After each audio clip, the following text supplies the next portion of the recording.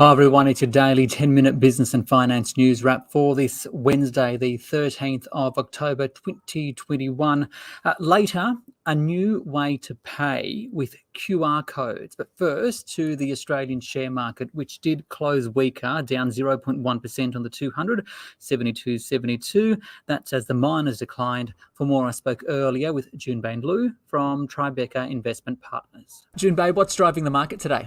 Look, at the market again started to focus on the weakness coming out of the fall in commodities out in Asia. Again, we're seeing iron ore names being sold off and then followed by some of the banks being sold off as well, just as people a bit worry about the growth in the future.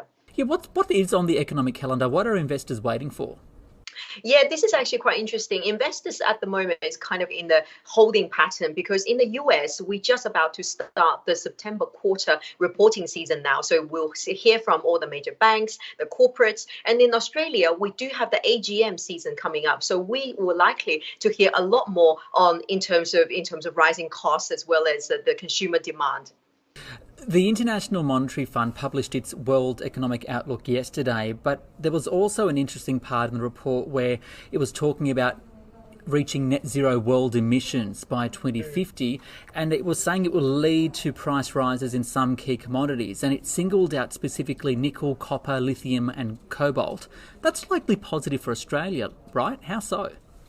Oh, absolutely. Look, so these are the commodities that will be heavily used in the electric vehicle. So as the world shift to less emission, electric vehicle will be at the forefront of the demand shift. And Australia has been quite interestingly, we have been the early adopter and early commodity producer in a lot of those commodity, and we actually house some of the most premium and the best operating companies in those space, whether it's lithium or cobalt or even copper. So, Australia is doing well on that front. But at the same time, Australia need to do more, especially the big diversified miners, to get away from the other side, which is the fossil fuel. And we have seen quite a few large diversified miners shifting away from those assets and pouring more money into those future-proof commodities. You've been looking at a few companies today. First of all, A2 Milk shares have recovered. Why?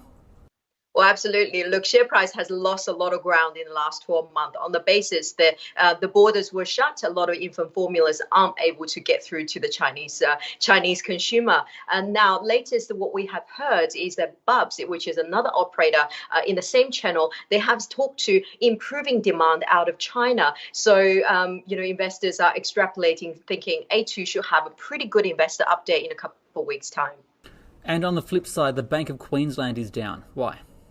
Yeah, that's right. So, look, the banks talk to very strong demand in mortgages from consumer, but the problem is the low interest rate is hurting margins. They have warned investors the margin will be lower despite stronger demand. Junbei Liu there from Tribeca Investment Partners. Now, we've all been familiar with QR codes thanks to the pandemic, but soon you'll be able to use them for something else.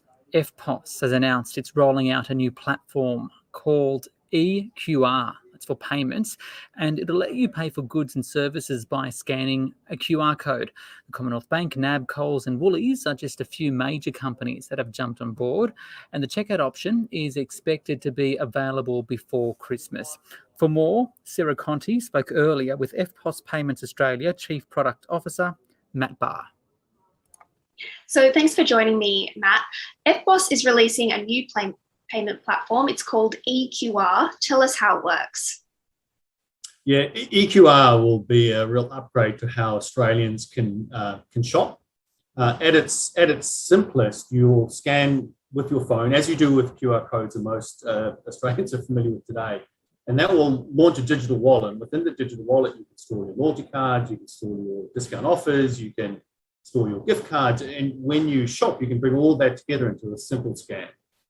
So it brings all those elements together of that shopping experience and makes it really simple. And so when and where will it be available? So the platform has actually been, for us, has been live since mid-year. We're working with some merchant partners, their technology partners now to then make it go live. So we'll be live in the next weeks, and over the next weeks, months, years, you'll see more and more merchants adopting. You'll see, as part of our announcement, a partnership with Coles and Woolworths. Obviously, that's a big clue to where Australians are most likely to see it arrive in the medium term.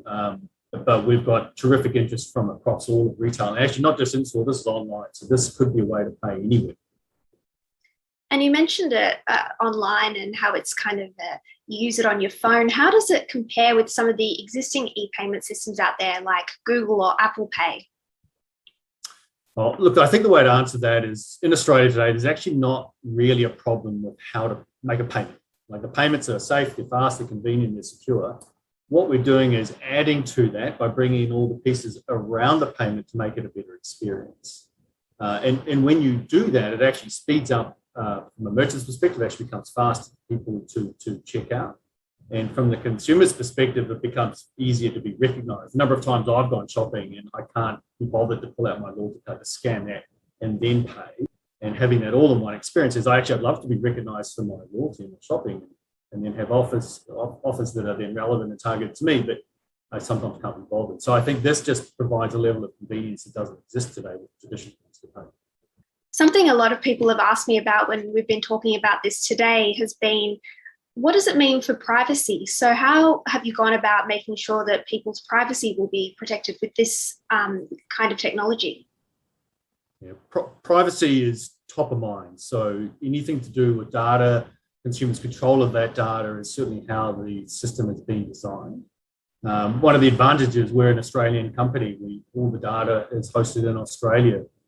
So we can element of sort of sovereignty and protection to the data so it doesn't go offshore.